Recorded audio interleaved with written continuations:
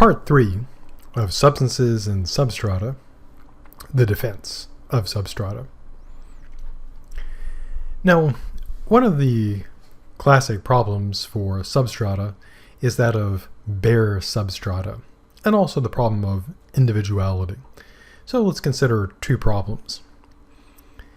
Now, either substrata have properties of their own, other than those they bind, or they do not and are bare. And of course it's got to be true because either they have properties or they don't. So, tautology. Now, if substrata do have properties of their own, they would still be bare under their properties. So, either way, substrata must be bare.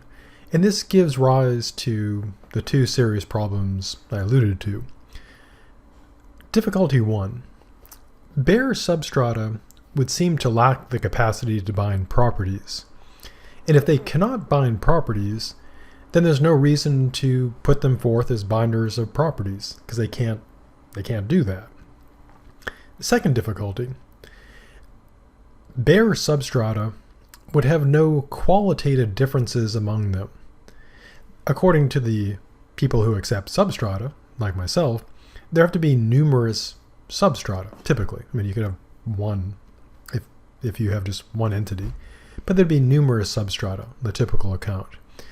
And so you have to give an account of their individuation, what makes two different substrata different. But of course you can't appeal to their qualitative differences because they don't have any, because they're bare particulars. And that is, a problem. So bare particulars are bare, obviously, and these two problems arise that have to be solved. And these are fairly old problems. So how can you try to reply to the problem of bare particularity? Well, first reply is this. You could try taking the binding ability of substrata to be a capacity that is not a property. And the price of accepting this is, as we discussed before, taking this binding capacity to be a primitive. This raises the price of the theory because now there's a critical primitive and it's not analyzed and it does a lot of work. But it could be argued that it's better than the alternative because, as we saw earlier, accepting binding tropes results in two very serious regresses. So weighing them against each other, substrata would be the lesser of the two evils, a better choice than binding tropes. Still with lots of problems, but if the choice is between substrata and binding tropes, the substrata would seem to be the better choice. Maybe not a great choice, but the better of the two. Reply to difficulty 2. The individuation of substrata must be taken as a primitive. And once again, this increases the cost of the trope substrata theory. So how does the cost get offset? How do I offset the price of taking this as primitive as well? Well, here's the reply I give. All theories that are concerned with individuation, where you talk about individuals, you have to take individuation as primitive at some level. Why? Well, let's run a regress to absurdity. So suppose that the individuality of an entity is not taken as primitive, but is instead analyzed, explained, given an account of it. So suppose that X, where X is the individuator, whatever it might be, individuates entity A. So either X, the individuator, must be individuated, or its individuality must be taken as primitive.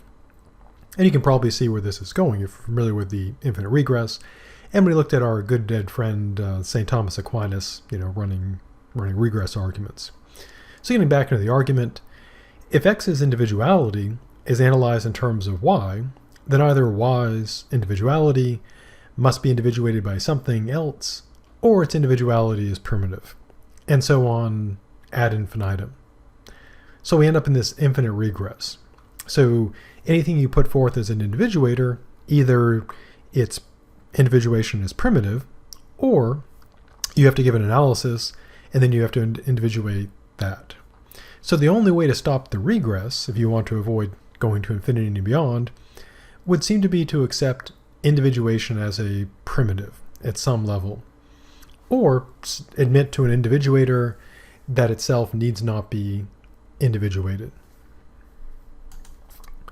Which takes us to the reply that nothing can be self-individuating. So suppose something is self-individuating. Well, the problem is you can't really suppose that because a requirement regress would seem to arise. For entity X, whatever it might be, to individuate itself requires that X be an individual. For it to be an individual, it must individuate itself. For example, suppose individuation were a property. The question arises, what individuates this property from all others? If it individuates itself, a requirement regress arises, and so the reply is inadequate. But suppose the property of individuation is individuated by its power of individuation.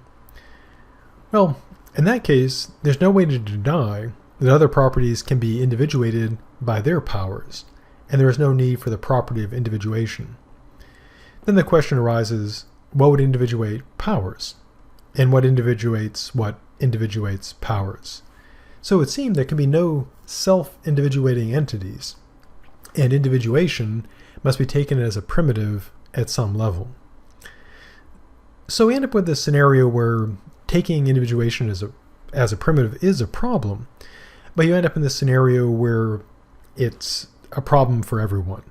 So because individuation must be accepted as a primitive by all theories, the primitive individuation of substrata is not a special problem for the trope substrata theory. And this is a general principle that applies in philosophy and elsewhere. If you have a competition between, let's say, different theories, or you could use political candidates, for example, and suppose we'll use the analogy of political candidates. Suppose you have two political candidates, and those are your only two choices. You have the Democrat or the Republican, for example. And suppose there's some defect that's the same in both of them. Imagine that it's both been found that they lied about, say, their income. Well, in that case, if they both lied about their income and are equally bad, that's a problem, but you can't use that to say that one is better or worse than the other because they suffer from the same problem. Likewise, if you have, three theories and they all in their competition and they all have this same problem, yeah, it's still a problem, but it doesn't give any particular theory an advantage over the others because they all have the same exact problem. Now, of course, you have to assess the weight of the problem because not all problems are equal, but if the problem is equal in each case, then literally the same problem, then it can't count specially against any particular theory.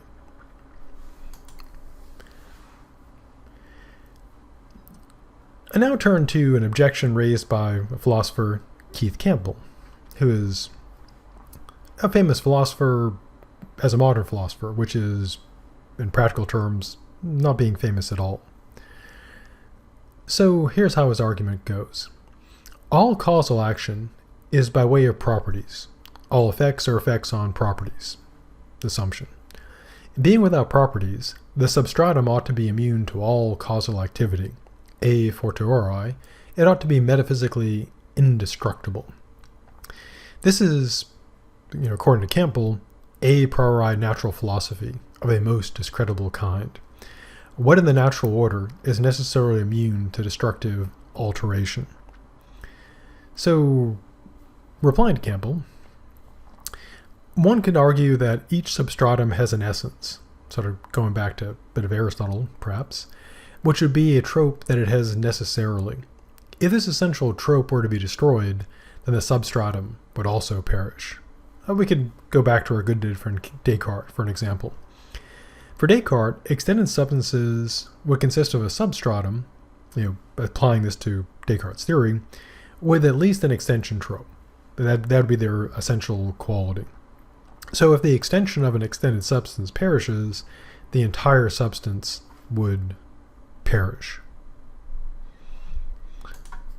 Second reply to Campbell. No substratum can ever be bare in the sense of being tropeless. To lose a trope is always necessarily to gain a new one. So the instructability of substrata would no longer be an objection. A bare, tropeless substratum would, like a singular trope, not be at all suited to be a substance. So if a single mass trope cannot exist on its own, a single binder of tropes cannot. So tropes and substrata would be mutually dependent in that neither kind can exist apart from the other kind. Hence a minimal substance would be a substratum and the set of tropes it binds. I didn't think of this at the time I wrote the paper, but a third reply could be, well, we do accept that matter, can either be created or destroyed. It merely changes form, etc., etc. And that would seem to be the assumption of an indestructible something. So maybe the substrata is the indestructible something. Again, not in the original paper, but something that I considered later. So, conclusion. The trope substrata view, at least as I argue, is the most plausible. And the most plausible, trope substrata view is the tropeless view of substrata. The binding capacity of substrata is taken as a primitive. Substrata are not substances and cannot exist without tropes.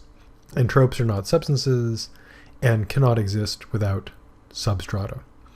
And so that takes us to the end of substances and substrata. Stay safe, and I'll see you in the future.